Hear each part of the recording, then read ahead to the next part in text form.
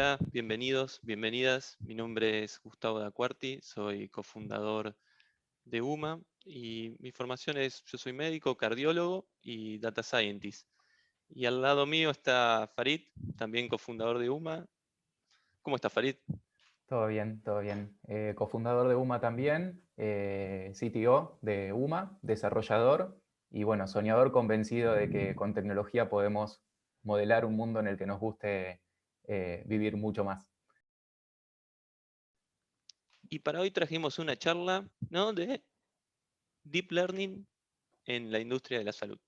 Bueno, ¿por qué está la inteligencia artificial revolucionando la industria de la salud? Está revolucionando todas las industrias, pero en la salud en particular los últimos años y a partir de la pandemia tuvo un impacto muy grande.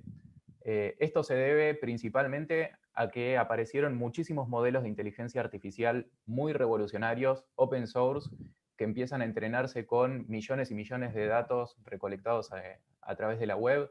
Aquí enumeramos algunos como Bloom, Convis, GPT Neo y otros como Roberta. De hecho, algunos de estos nosotros los utilizamos y los adaptamos a nuestras necesidades para resolver algunos problemas dentro de la atención primaria de salud. Y lo bueno de eso era como que uno, porque al principio parecía como que esto era muy de research, ¿no? De investigación, de que uno decía, bueno, en salud se hacía algo, pero después a nivel de llegar al usuario quedaba trunco.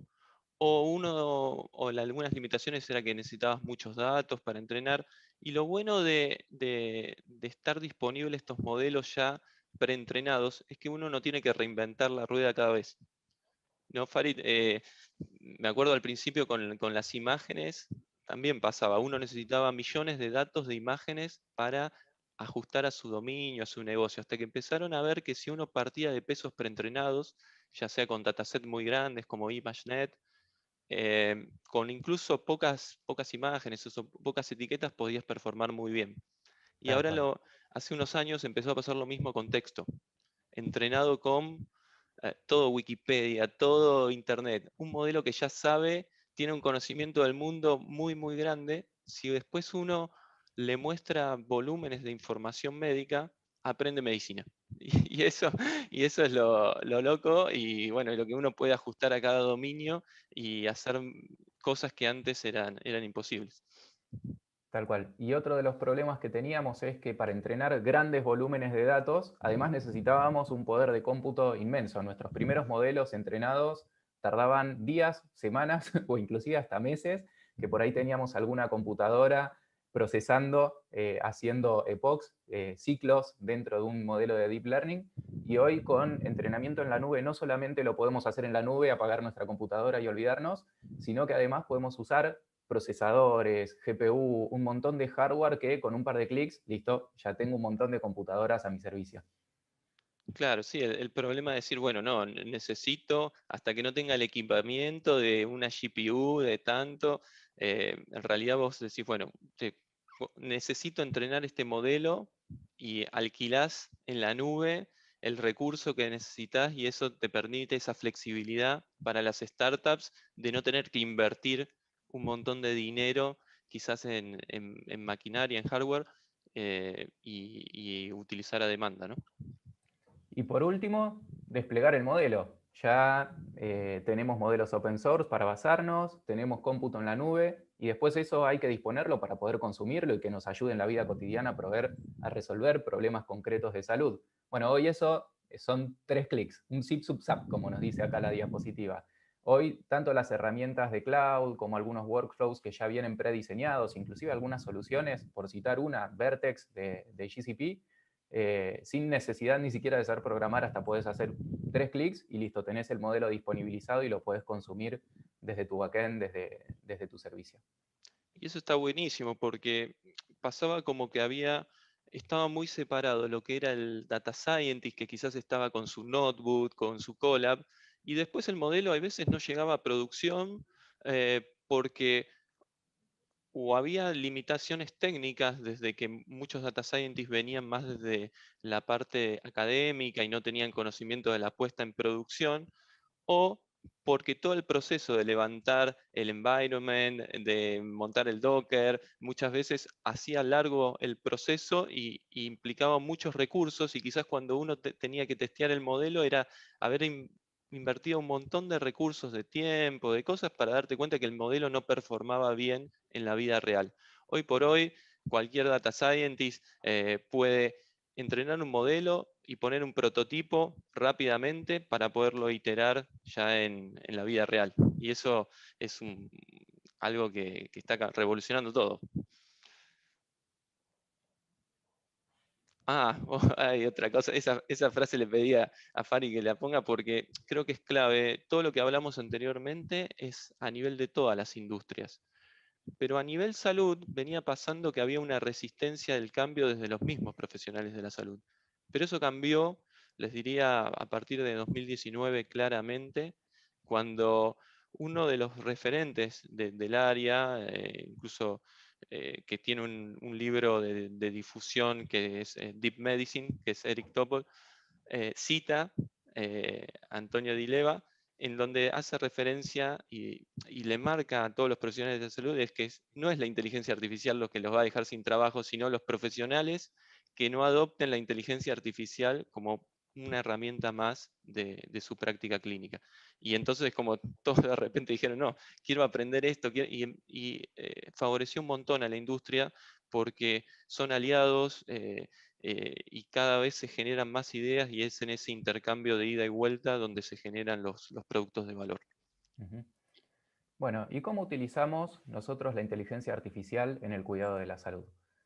Primero, empoderamos a los usuarios. Hoy, que levante la mano o que quien está en su casa viendo esto, nos diga si no tiene un teléfono celular en su bolsillo. Bueno, hoy podemos utilizar inteligencia artificial desde dispositivos como el celular, wearables y otros dispositivos que todos tienen en su hogar para resolver problemas y para identificar enfermedades crónicas de alto impacto que nos pueden salvar la vida o ampliar nuestra esperanza de vida. En segundo lugar, mejorar la calidad de la atención médica mediante modelos de inteligencia artificial como los que mencionaba recién Gustavo. Nosotros estamos asistiendo al doc. Es como tener un asistente todo el tiempo que reduce el error médico, evita que te olvides de algo, que te sistematiza la información, te da resúmenes de historias clínicas, etc. Y por último, damos una atención más personalizada, porque podemos evaluar millones de variables, inclusive con una minuciosidad que el ojo humano muchas veces no puede, o que la memoria no tiene capacidad de retener. Bueno, la inteligencia artificial y los modelos de data science nos permiten resolver estos tres grandes pilares. Ahora vamos a contar un poquito cómo aplicamos nosotros todas estas cosas en algunos de los modelos dentro de UMA. El primero es un chatbot médico, autónomos lo llamamos. Es un modelo que comprende términos coloquiales. Uno le dice, me duele la cabeza, y lo traduce a cefalea. Le dice, perdí el olfato o el gusto, y eso se traduce a anosmia, digeusia. Lo traduce primero a un término médico. En segundo lugar, identificamos términos asociados a esos síntomas para poder hacer preguntas automáticamente con modelos de también NLP. También identificamos el riesgo dentro de las preguntas que se van contestando por la afirmativa y los diagnósticos más probables asociados a los síntomas que fue respondiendo esa persona. Todo esto, modelos de NLP. ¿Y cómo lo entrenamos? Inicialmente con 1 millón de consultas. Y esto va a colación de las primeras diapositivas. Inicialmente necesitábamos, y lo entrenamos con modelos de atención que necesitaban sí o sí millones de historias médicas. Hoy podríamos hacer otros modelos con mucha menos data, inclusive lo estamos haciendo. Estamos utilizando herramientas de transfer learning que lo que nos permiten es utilizar algunos datasets o algunos modelos preentrenados, como los que dice aquí, Wikitext, IMDb, etc., para enmascarar partes del texto y poder nosotros reentrenar datasets que fueron entrenados o modelos que fueron entrenados con una intención para utilizarlos con otra. Por ejemplo, podemos tener con el dataset de IMDb, que es para películas, un clasificador de sentimientos o un clasificador de géneros cinematográficos. Bueno, el mismo clasificador lo utilizamos nosotros para poder clasificar una epicrisis. Una epicrisis es una descripción médica en una consulta médico-paciente. Bueno, clasificarla en un diagnóstico. o clasificar cuál es el fármaco ideal para esa persona con determinados síntomas, o predecir cuál es el tratamiento con modelos generativos de texto. Bueno, todas estas son herramientas que estamos explotando con Transfer Learning, cada vez con menos datos necesarios, con más Transfer Learning y con muchísima más ingeniería y modelos mucho más capaces.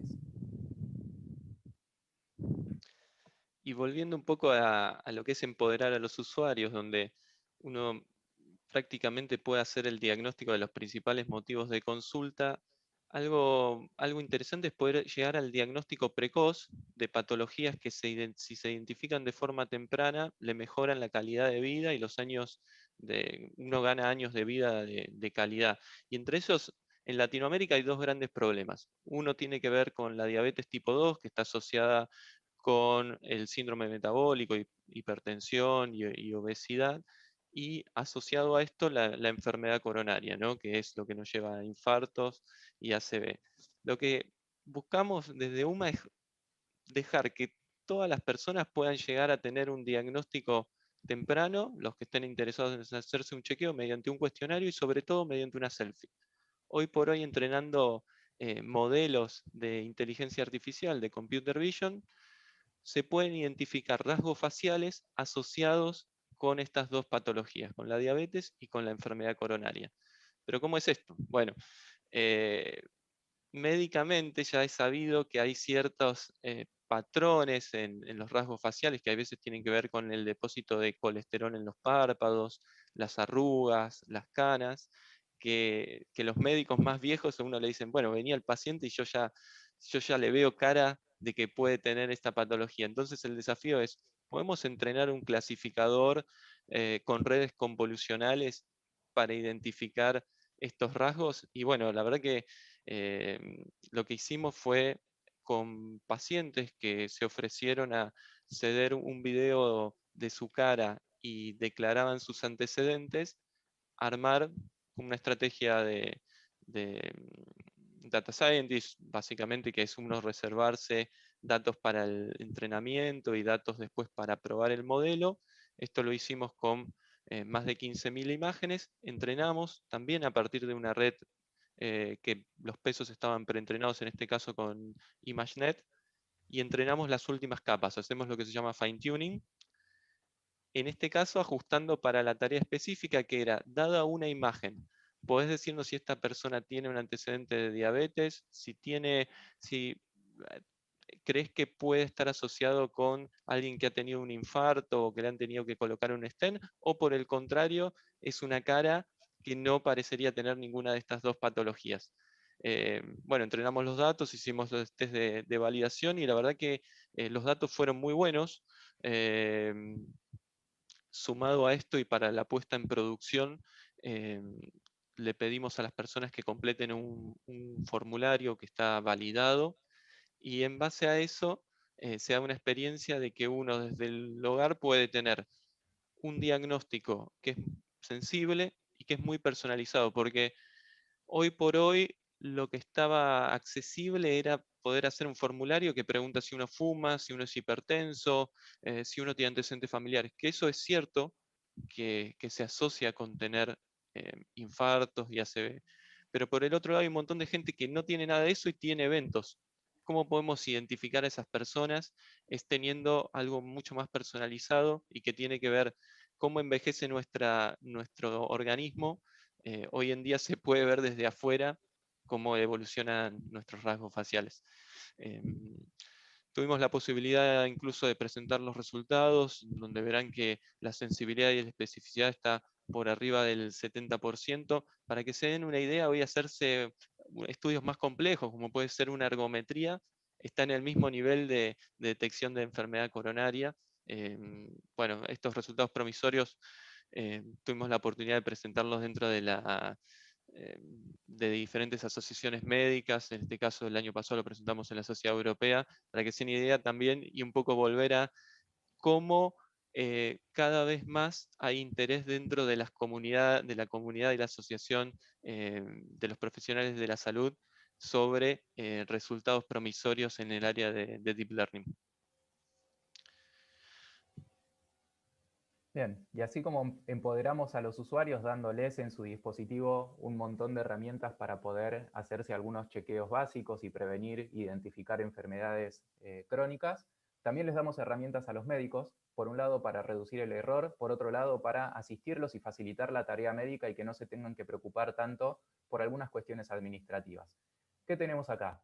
Un corpus de texto de historia médica de un paciente. Imagínense una persona que asiste 2 veces por mes al médico durante todo el año. Eso es un corpus de texto enorme. Cada médico va registrando antecedentes, describe la situación del paciente en ese momento, etc. Lo que desarrollamos nosotros es una comprensión de esos textos, no solamente mediante definiciones completas, sino también identificando abreviaturas médicas. Por ejemplo, en lugar de hipertensión, a veces el médico escribe HTA, bueno, se identifica. Errores ortográficos que puede pasar, por ahí el médico estaba escribiendo rápido y se comió una letra o presionó la B corta en lugar de la B larga porque está al lado. Bueno, esas cosas las identificamos. Y lo que hicimos fue un Name Entity Recognition que no tiene mayor complejidad que los modelos que mostrábamos anteriormente. Es identificar entidades, en este caso médicas, de dominio médico, dentro de una cadena de texto muy larga. Identificar entidades es algo que se viene trabajando hace muchísimo tiempo, por ejemplo, para identificar, no sé, un sujeto dentro de un texto, quién es el que está hablando en este texto, o quién es el predicado dentro de este texto, o dónde hay un sustantivo, dónde hay un adjetivo. Bueno, nosotros lo que hicimos es utilizar modelos de Name Entity Recognition previamente entrenados para adaptarlos al dominio médico y que empiecen a reconocer toda esta terminología que se refiere a antecedentes, a enfermedades previas, a condiciones de salud del paciente. Y por último, al identificar esta terminología médica, algo que podemos hacer es pasar estos términos, no importa cómo esté escrito, si es hipertensión con H, sin H, HTA o cómo esté escrito, a codificaciones de industria. En la industria de la salud se usan mucho SNOMED, CIE-10 y otras. Bueno, nosotros si identificamos hipertensión arterial lo podemos traducir al código correspondiente dentro de SNOMED o CIE-10. Y algo interesante que con esta extracción de datos y uno tiene perfiles de antecedentes, sumado a que puede tener información de cómo es la interacción de cada uno de los usuarios con sistemas de salud, como en este caso una plataforma de telemedicina, podemos empezar a caracterizar cada vez mejor a los usuarios y dar recomendaciones y anticipaciones eh, para cada uno, ¿no? Porque no es lo mismo, hoy por hoy hay veces las guías de médicas dicen, bueno, a partir de tal edad uno tiene que hacerse este estudio y esta medicación sirve para todos los pacientes que tienen esta patología y cada vez más la medicina está viendo que obviamente cada sujeto es diferente y no necesariamente lo que es bueno para una persona es lo bueno para el otro.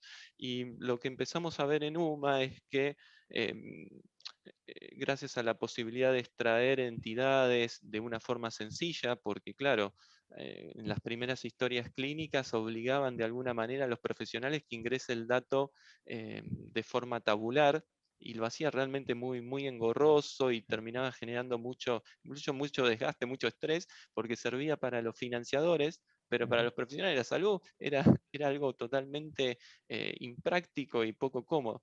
Pero hoy en día, si a partir del texto libre se puede extraer información, comprender al usuario, sumar a eso la información de cómo es su interacción, o sea, cuántas veces toma contacto con el servicio de salud, sobre qué patologías consulta, cuánto tiempo promedio tiene una consulta, y así todos los datos que se imaginen que hoy en día podemos tener. Y cruzar esos datos, empezamos a tener clústeres de personas que se comportan similares entre sí. Y a partir de eso, poder guiar, anticipar y ayudar de forma similar a esos grupos de personas. Entonces sabemos que hay gente que quizás van a tener más riesgo y si quizás consulten por un mismo motivo de consulta, que por ejemplo tos. No es lo mismo que alguien consulte por tos y que sea una persona que sabemos que la mayoría de las veces va a requerir quizás una ambulancia o que no responde bien a la medicación y entonces a esas personas le vamos a dar un tratamiento diferencial, no le vamos a hacer quizás esperar el mismo tiempo a esa persona en la cola de espera para la atención a la guardia de aquella persona que sabemos que quizás consulta por tos y probablemente lo resuelva en su casa, incluso sin necesitar ninguna medicación extra y no va a tener complicaciones. Entonces, la posibilidad de clusterizar y personalizar nos da, nos permite, por un lado, hacer un uso más eficiente de los recursos y por el otro lado, brindar una mejor experiencia a los pacientes y a los usuarios que están del otro lado. Un ejemplo es, por ejemplo, hoy en UMA estamos identificando pacientes que tienen quizás hipertensión no diagnosticada, ofrecerles la posibilidad de que se hagan el control y aquellos pacientes que tienen el diagnóstico reciente o que están en duda, ofrecerle que puedan tener todo ese seguimiento, incluso desde la aplicación y ya contactarlos, tanto con profesionales de la salud como con coach, porque hoy en día sabemos también que el cambio de estilo de vida favorece incluso el tratamiento de las patologías más o igual que una medicación. Y todo esto es la punta del iceberg. ¿Qué es lo que se viene, Doc?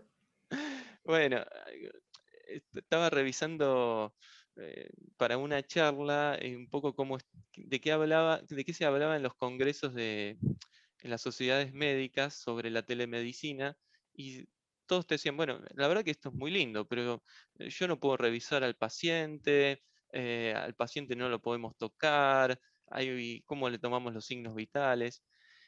Y hoy por hoy estamos cada vez más cerca, o al menos de forma independiente, uno puede tener parámetros de forma remota de cómo está la frecuencia cardíaca, cómo está la saturación, cómo está la frecuencia respiratoria. Y eso cuando empecé a ver, digo, che, pero tengo todos los signos vitales del paciente y los puedo tener de forma remota. O sea, ¿cuáles son los signos vitales? Presión, frecuencia cardíaca, frecuencia respiratoria, saturación y bueno, dolor está agregado como el signo vital. De forma independiente y incluso en publicaciones, quizás todavía más en el área de research, se viene trabajando en cada una de estas cosas y creo que muy pronto ya el impacto va a llegar a la industria de salud. Un ejemplo, por ejemplo, y esto es gentileza de Nicole, lo va a estar presentando en el Congreso de la Sociedad Argentina de Cardiología ahora el mes que viene, en octubre, y ella entrenó en parte de su tesis de recibirse, ella es bioingeniera y en el conjunto también con Martina, que hoy también trabajan con nosotros en UMA.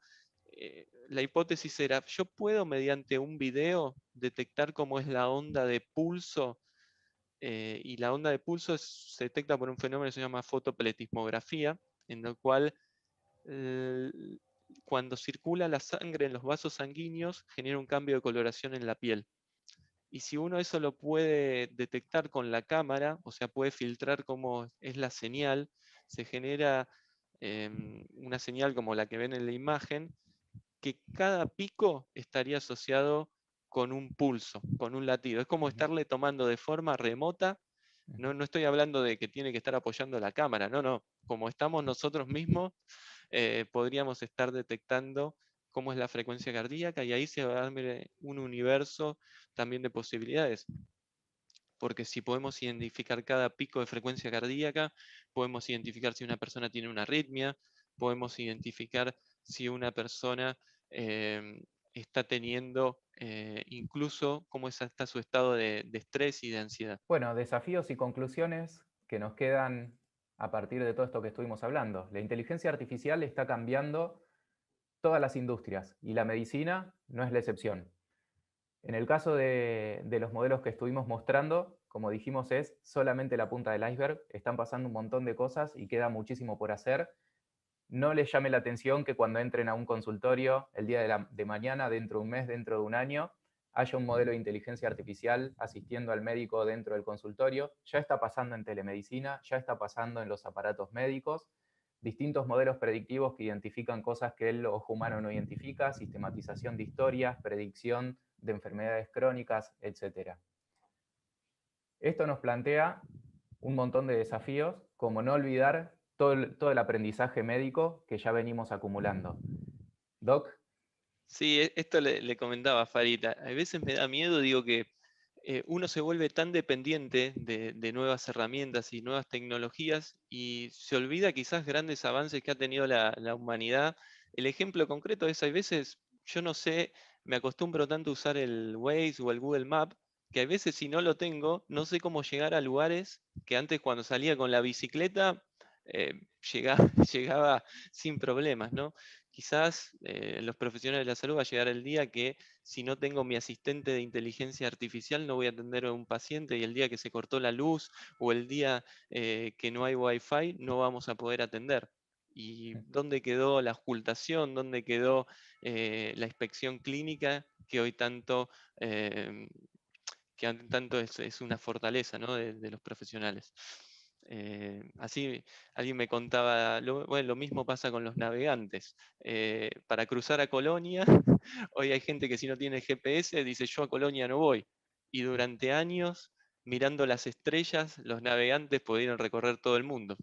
Ujú. ¿No? Y, Es como y por algo... último, los desafíos éticos. Nos obliga todo este desarrollo científico-tecnológico a pensar, por ejemplo, en cómo utilizamos estas herramientas. Estamos hablando siempre de probabilidades, entonces, bueno, cómo podemos evaluar esta información como una probabilidad, no como un hecho con un 100% de certeza, o identificar cuál es la sensibilidad y la especificidad con la que estamos trabajando, pero tenerla sobre la mesa. Y otros desafíos, por ejemplo, Doc.